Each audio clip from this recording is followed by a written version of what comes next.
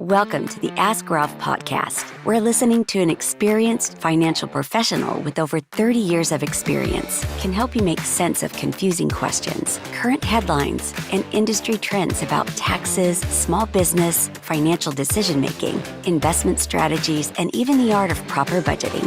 Ask Ralph makes the complex simple by sharing his real-world knowledge from a Christian perspective with all things financial. Now here's your host, Ralph Estep Jr.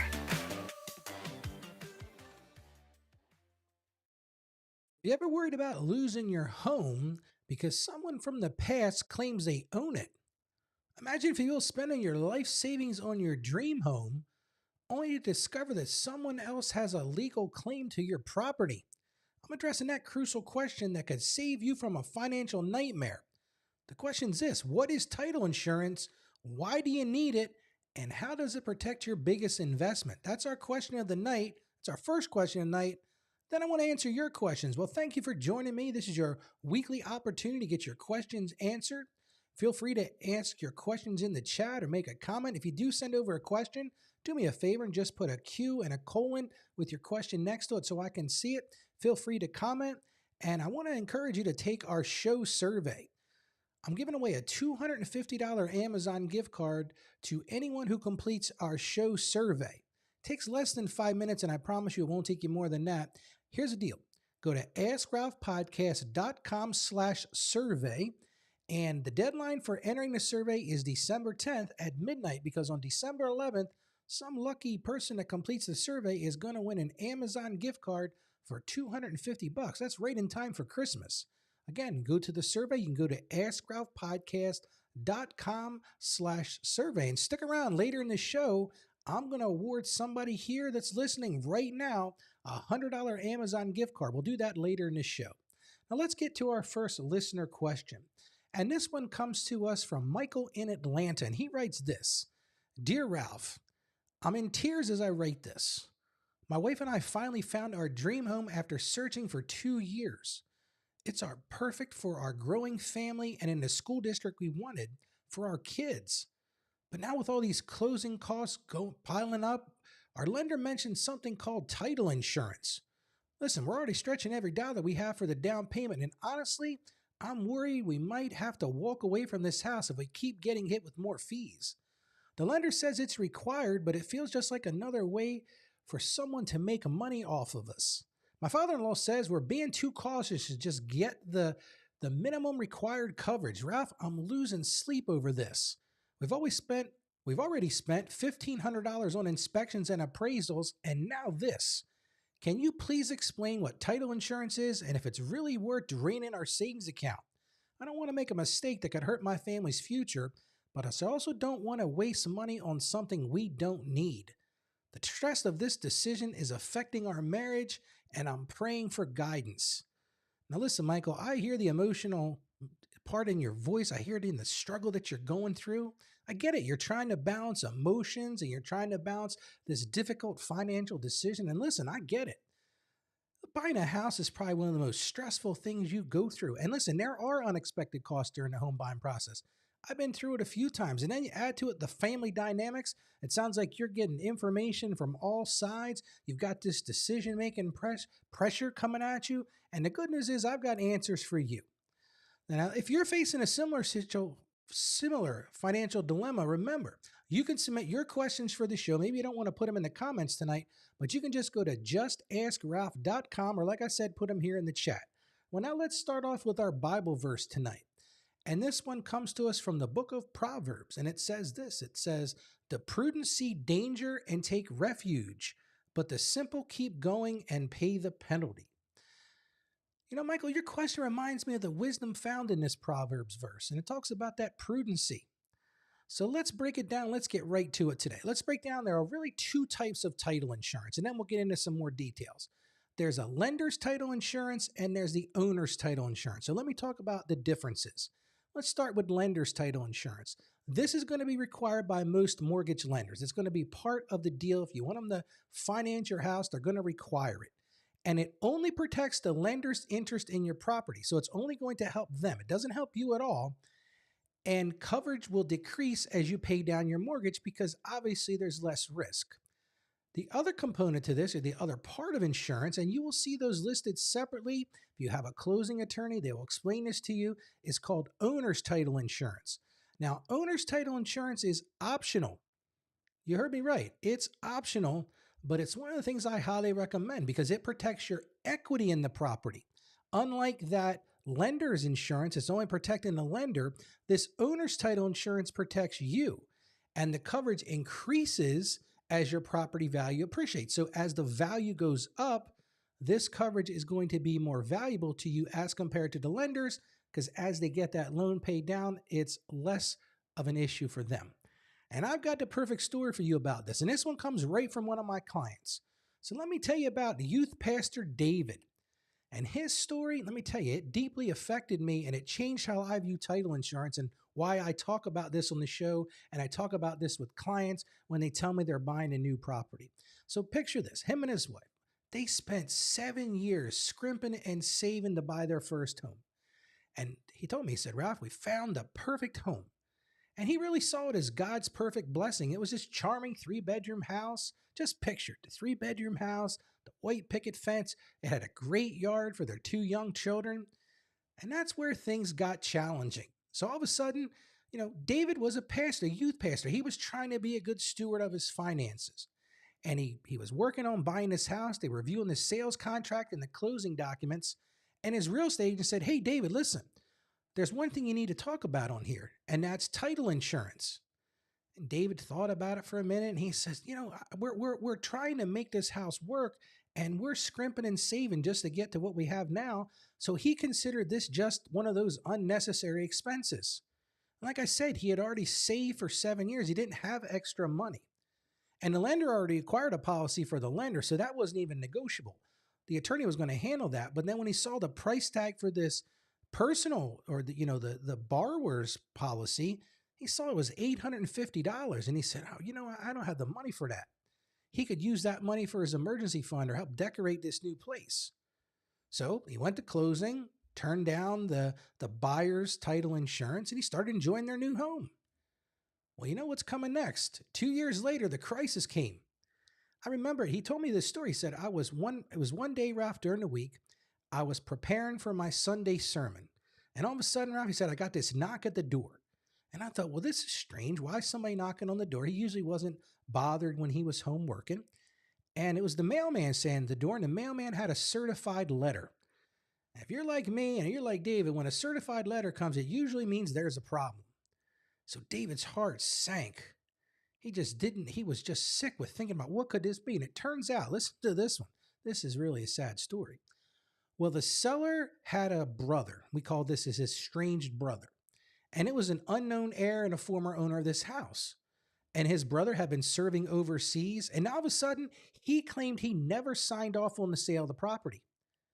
And he demanded his full rightful ownership percentage.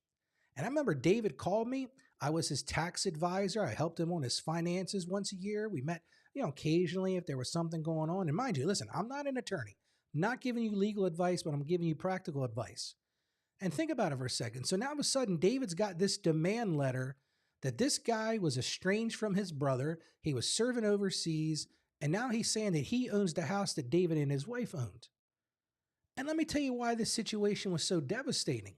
See, when you buy a home, you got to think about this for a second. You're not just buying the property. Yes, you're buying the property. You're buying the house. You're buying all the stuff that's in it.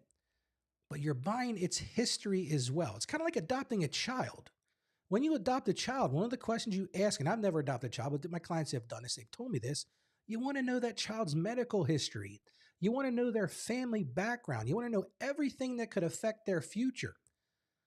Well, it's the same when you buy a property. Like I said, you're not just buying that property, you're buying this property's history. So let's talk about what title insurance actually protects. One of the things it protects, just like in David's case, it protects what's called this unknown heirs. And that's people who might have inheritance rights. This brother estranged overseas. If David had bought this title policy for himself, it would have protected it. Just like family members who weren't properly notified of the sale. If there's a missing signature on critical documents, all of those things are covered as part of this buyer's title insurance. That's the first thing, unknown heirs. Second thing, documentation issues. Let's say, for example, it's a remote closing and somebody forges documents. It would cover that. Maybe the attorney makes a mistake or somebody at the recorder of deeds make a mistake and it's improperly recorded. Maybe there's a mistake in the public record. Somebody put something wrong, or maybe there's missing or invalid notarizations. All of these things would be covered if you bought that owner's title insurance. It also covers financial claims. Let's say, for example, the attorney did the settlement, and as part of that, the attorney's supposed to do what's called a lien search. And that lien search goes out and sees if anybody has a financial claim on the property. Is there a mortgage? Is there a lien? Is there a levy? Is there some kind of outstanding loan on this? Well, sometimes these search people make a mistake. So this this individual policy, the borrower's policy, the buyer's policy would cover if for some reason all of a sudden there's this outstanding mortgage that's found. Same thing goes along with property taxes. The attorney's supposed to convey what they call clean title, but sometimes stuff gets missed. So maybe there's an unpaid property tax. It's going to cover that. It also covers any contractor's liens. Maybe somebody had done some work on the property and they filed a lien because they didn't get paid. It would cover that. And last but not least, it also covers HOA dues that weren't disclosed. So let's say, for example, the homeownership association, you weren't aware that there was dues at the time of settlement. It would cover those things. It also covers some legal rights. Those are things like undisclosed easements. Like when you bought the property, the seller is supposed to disclose if there's any easements or way people go in and out of the property. It would cover that. It covers any boundary disputes. If you have a survey done and there's an argument, I can still remember we had this situation. It wasn't too long after my wife and I got married. We bought this house in Townsend, Delaware, and it was new construction. Every house in there was new. And we moved in and we had the two young kids and we had a German Shepherd dog. And we said, we're going to put a fence up around this property. And we had the property survey. We found the buried survey markers and all that stuff. So we put the fence up. And listen, when we put the fence up, we moved everything in a little bit from where those boundary lines were. Well, all of a sudden, the neighbor that lives behind us starts getting upset, starts saying, your fence is on my lawn. Your fence is in my yard. Now, I knew very well that we had come in from that. Well, this one day, I'll never forget it. My wife and I are sitting on the back patio or something, and this dude starts taking our fence down. I say, whoa, dude, you need to chill. I walked out there to him. I said, look, here are the stakes. You can see that it's in our yard. But if you had that type of issue and you had bought that buyer's title insurance, it would cover that. It also covers right-of-way issues or zoning violations. All those things, it covers many things. Well, let's talk about cost because we said in David's case, it was $850. But think about that. That's a one-time fee, and it's actually quite reasonable. There's no annual or monthly fee like other insurances. Like, listen, if you're buying homeowners insurance, that's an annual policy. If you're buying, policies for your major systems in the house, that's an annual policy. But this thing is a one-time fee that covers you for the life of you owning this property. And think about it. It's not expensive. It's about 0.5 to 1% of your home's purchase price. And it's lifetime protection. And think about it. Most people, your house is your biggest investment. Why wouldn't you want to get the maximum coverage? Well, let me tell you how title insurance saved David's situation. Because the lender required their policy, now he didn't have his own policy, but the lender required their policy, the title company had actually done a thorough search before closing. That's what I was talking about, that lien search. They went out and hired a search company. And in David's case, they were able to prove that the seller's brother had in fact signed off. He was full of crap at this point. They had documents that showed that he had signed off on this property. So the lender was covered. But here's the problem. The lender was fine, but David still had to hire an attorney to defend his rights. And this is the truly tragic part. It cost him $3,500. And listen, that's a whole lot more than that $850 that he would have paid for that owner's policy. And also the stress on his family was immense. It affected his ministry work and his children's sense of security. They were all rattled by this. And it taught me something profound about stewardship. And I want you to hear this. Sometimes what looks like wise financial management in the short term can truly expose us to significant risks in the long term. It's just true. We can make short term financial decisions that seem like they're the right decision. Now, David's a Christian guy, he's a prayerful guy, but he looked so short sighted. He didn't want to spend that $850 because he was thinking so short sighted, but he wasn't thinking about the long term consequences. That was just a cost of buying a house. And it ended up costing him 3 or 4 times what it would have cost him had he bought the insurance. See, and as Christians, we're called to be both wise and being prudent with our resources. Wise and prudent. You got to balance these. And think about it. Listen, in doing this show today, I found these statistics. And listen to these. These will rattle your cage. 25% of all title searches, this is every time a property is sold, 25% of title searches reveal serious issues that have to be resolved. So a lot of people just take that for granted because the attorney that's handling the closing is handling that. Now, maybe sometimes you got involved in those. I know in some of the properties we've bought, we've had to get involved in those because a name was wrong or there was some kind of claim that needed to be resolved. But think about that. 1 in 4 of these title searches reveal serious issues. And think about this. This is the numbers that go alongside of that. The average title claim, that's when there is an issue, costs between $20,000 and $100,000 to defend, because usually they're not simple situations. And 1 in every 100 title policies results in a claim. 1 in every 100.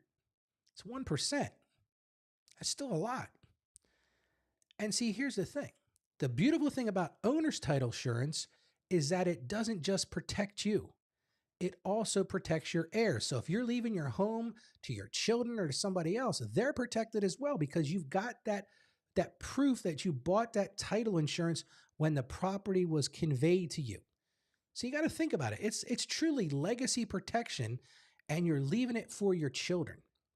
Now let's talk about when you'll encounter title insurance. A lot of people, this is foreign to them. They don't even know when it happens. Most of the time, you're going to incur it at the time of purchase. And like I said, most lenders are going to require it because they want to make sure that you're going to pay them the mortgage. They're going to make sure there's no issues, that they have a clean note and a mortgage so that if you don't pay, they can go take that property back. And it's optional but critical for owners. That's what we've talked about tonight. If you haven't heard anything else I said, it is optional, but it is crucial for owners. And usually you can negotiate who pays for it, whether it's the buyer or seller. That's all during the purchase price. You also encounter this when you're doing a refinance, because then a new lender is going to have a policy required because now you've got a refinance. One lender is paying off another lender, and they want to make sure they've got clean title to this. So again, they're going to talk about this title insurance. Now, here's the thing. Don't get snookered on this one. If you bought the buyer's title insurance or owner's policy, that policy still remains in effect.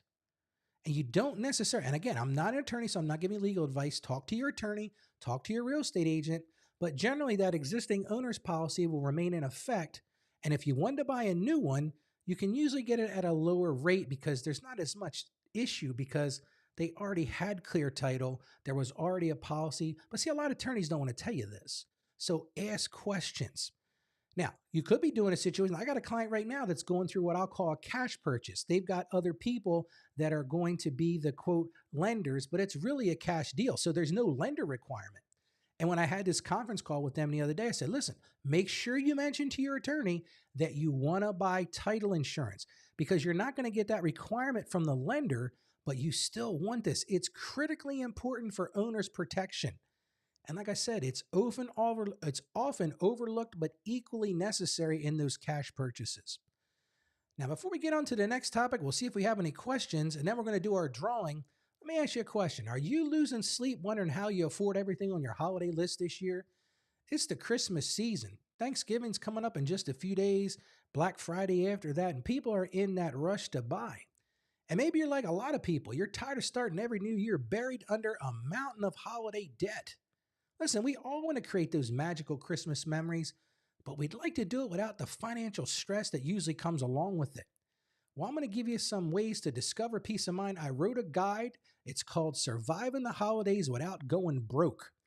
It's free, And by getting this guide, you're going to learn a proven budget system that actually works. If you follow what I say in the guide, you will be able to get through the holidays unscathed and create a budget to get you through it. I also share some smart shopping strategies to help slash your cost. I give you some ways to create magical memories without maxing out those credit cards because you don't need that. You don't need that debt come January, February, March. Listen, I got clients that are paying off Christmas debt in the summertime. Also in the guide, I have tips for teaching your kids gratitude. Listen, we live in a gimme more world. These kids are crazy. They want this, they want that. Now, mine are older. They're not like that anymore, but I can remember they were young. And listen, I was young too. I was the same way.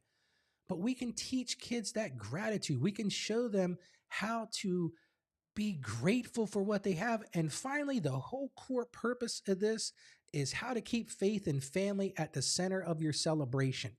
Listen, don't let January's credit card bills steal your holiday joy. You can download your guide now. You get that by going to askralphpodcast.com/Christmas. Again, that's askralphpodcast.com/Christmas. And make this your most meaningful and, dare I say, affordable holiday season yet. Listen, your stress-free holiday season starts here.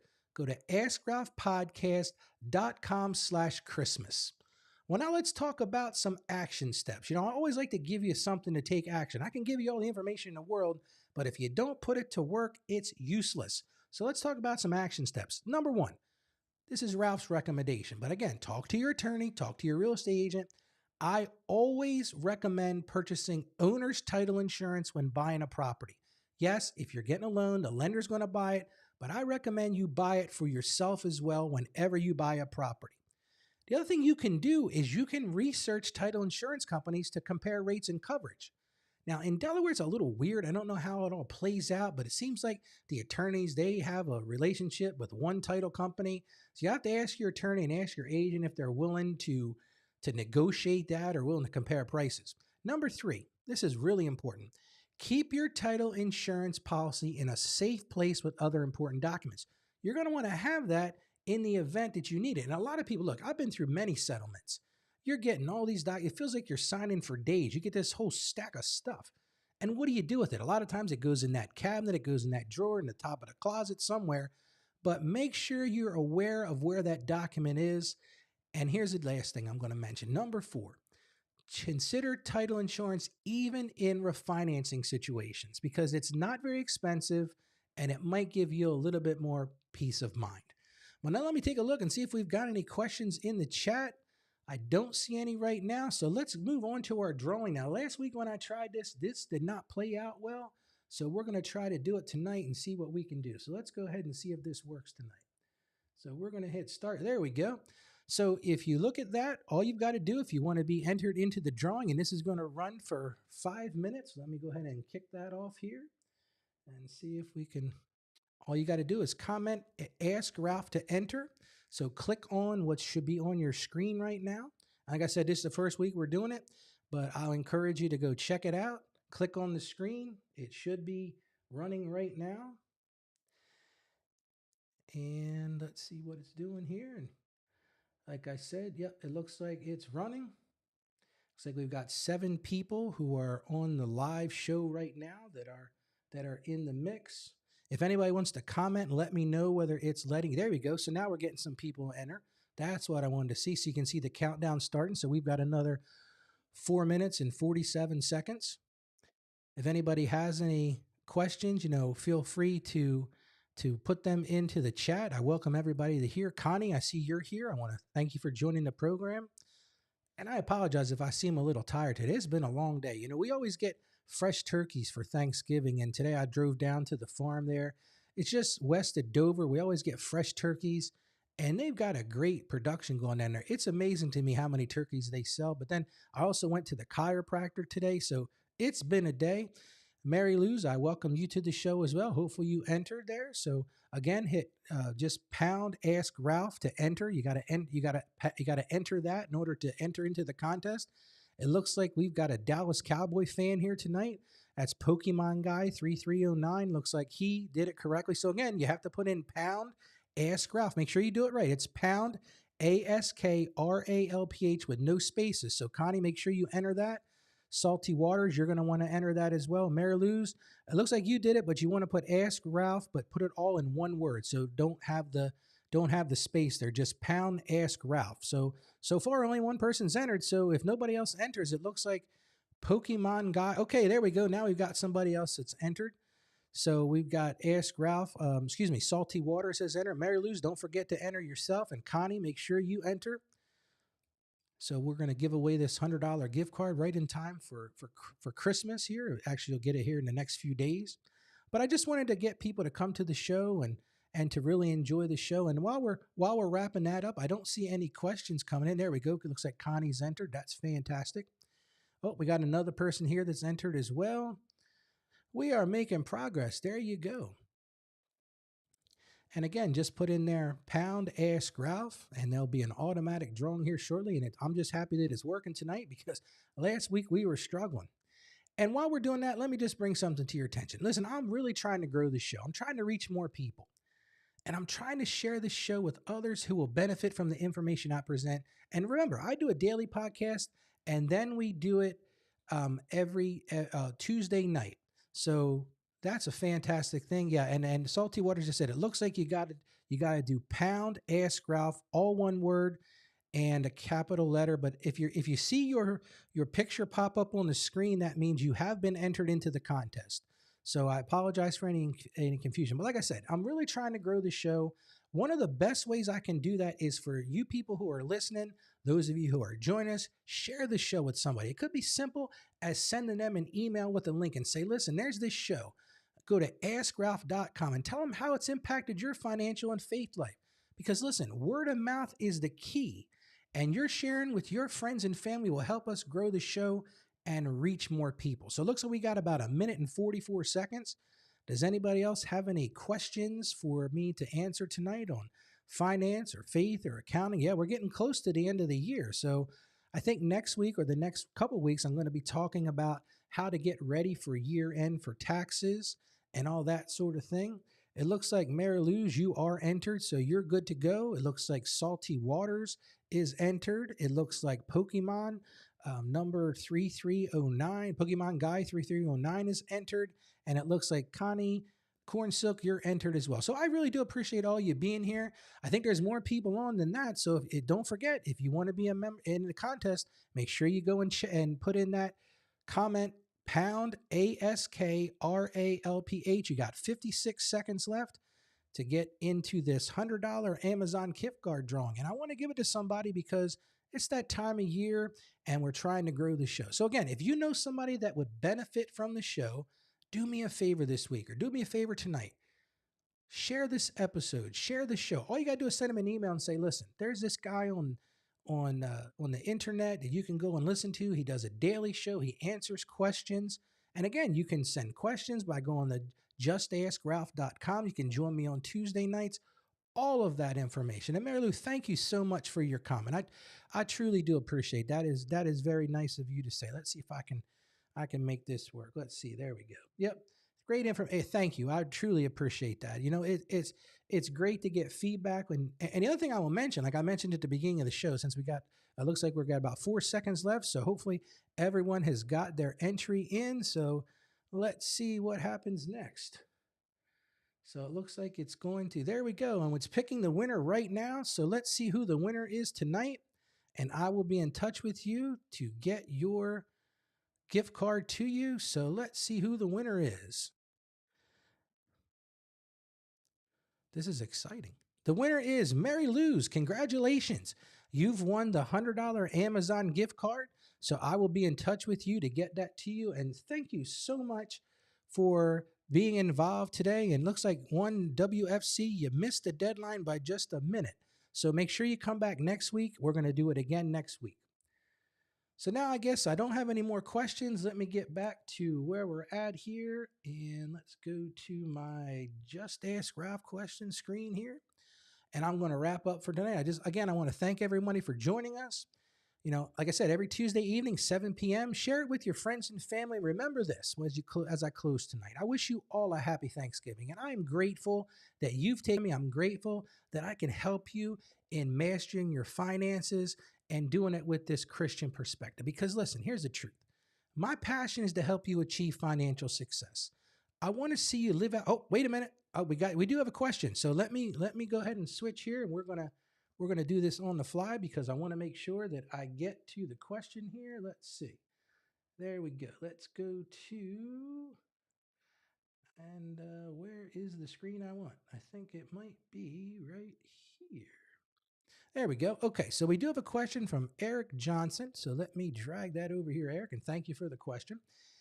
Okay, it says, quick question about insurance. Does my umbrella policy cover me with my real estate? So that's a great question. And generally, yes. So the whole point of an umbrella policy is that it ties all of your policies together. So, like, for example, my wife and I, we have an umbrella policy. And basically, what that does is it takes and ties together your automobile policies. Maybe you've got watercraft and real estate policies, and what it does is it boosts the total amount of coverage you have. So, for example, let's say you've got an auto policy, and it's a great question, Eric, by the way. You've got an auto policy that maybe you've got a total limit of $300,000, and then maybe you've got a real estate policy with maybe another $300,000. Those are sort of standard policies. Well, if you add that umbrella on it, you tie the two policies together, and maybe you go up to $1 million in coverage. And it's a lot cheaper. Like umbrella policies are dirt cheap, and I'm shocked that more people don't have them. And in fact, if you go out on the Ask Ralph website and click on the search icon, you can look at umbrella policies. And I have an episode that I did all about umbrella policies because they are so cheap and people overlook them, and they have such a great amount of value because the truth is, and I've had situations, I remember I had a client a few years back, and here's the problem. This is a crazy story. So picture this. It's like 30 years ago. I was just getting started in my career. Yes, I've been doing this for 30 plus years. Well, actually, I've been doing this since I was 8 years old, if you want to hear the truth, but nobody believes that. But that's a story for another time. But here, let me tell you that story too while we're here, because Eric will appreciate this. I grew up in accounting. You know, my father has an accounting practice. So this is what I've been doing since I was 8. I was copying tax returns at 8. At 10, I'm doing short form 1040s. By 12, I'm answering the phones. So I grew up in this. But anyway, getting back to this story. So about 30 years ago, I had this client come in, and I remember them telling me about this homeowner's claim they had. They had hired somebody to come once a week and do cleaning on their house. Well, these people always entered in through the garage because the parking area for their house was right off the garage. Well, this one day it's snow and it's ice, and these folks decide they're going to walk around the front of the house down a sidewalk that wasn't cleared because it's snowing, and maybe they were opportunists. I can't say that for sure. But anyway, long story short, person falls, hurts themselves. And then, of course, they sue. Well, this person's homeowner's insurance, you know, the truth is they want to settle because they want to cut their losses. And this was a pretty bad fall. I think they had some back issues and all this kind of stuff. So the insurance company says, hey, fine, we'll write you a check for $300,000 because that was the policy limit. And the person and I knew, my client at the time, says, okay, well, that sounds good, but here's the problem. They were getting sued for $600,000 or $700,000. So my client says to the insurance company and to their attorney, says, hey, wait a minute, who's going to pay the difference? And the insurance company says, I don't know what to tell you. We're only on the hook for $300,000. So, you know, if they want to sue you for more than what we're willing to settle for, that's on you. So, Eric, that's exactly the situation where an umbrella policy would cover them. So let's take that same scenario and let's say that they had that umbrella policy. Now, all of a sudden, they don't just have that $300,000 coverage. Let's say they have $1 million umbrella policy. Well, now, and here's the thing, like seriously, I think for the umbrella policy that I have, and mine's a little complicated because we have the farm and all this kind of stuff, I want to say it's less than $800 a year. So I go from $300,000, and this is on a car claim. So if you're out driving, you have an accident, and God forbid somebody gets killed, it's going to give you a higher amount of coverage. So like I said, in this case, had they had that $1 million umbrella policy, they could have claimed anything up to $1 million, and it wouldn't have cost them a dime. So I'm a big proponent of those umbrella policies. And Eric, I thank you so much for that question. That is a great question. And it's one of those things that so many people overlook. And it's something you don't have to overlook. You really can. It's really not that expensive. Now, I will throw one more thing out there. It does mean you have to make sure that your under coverages, like your homeowner's policy and your car loan policy, there are certain requirements that the umbrella policy people are going to require. Like they may say your deductible can be no more than this, and you have to have at least this level of coverage. So just talk to, I'm not an insurance agent, I'm not an attorney, but talk to your insurance agent and find out if you can do that and what it will cost. And I'm going to tell you right now, like I said, I did a show about this, so go check that out. Well, if I don't see any more questions, I am going to call it a night because we have got it answered tonight. I want to thank everybody again for coming out. And as I always close the show, remember, my passion is to help you achieve financial success. I want to see you live out your dreams. I want to see you grow in your faith. And I know working together by coming to see me here, by tuning in daily, by watching our YouTubes and all the things we put out there, we can master your finances from a Christian perspective. So as I always end the show, I'm going to add it a little bit different tonight. I want you to stay financially savvy.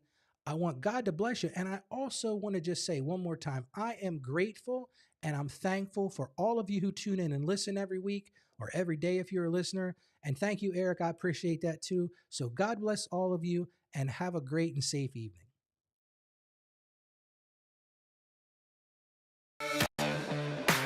Thank you for joining us on the Ask Ralph podcast. And with a simple click to subscribe, we'll invite you back to our next episode. And remember, financial issues don't have to be complicated. Just ask Ralph.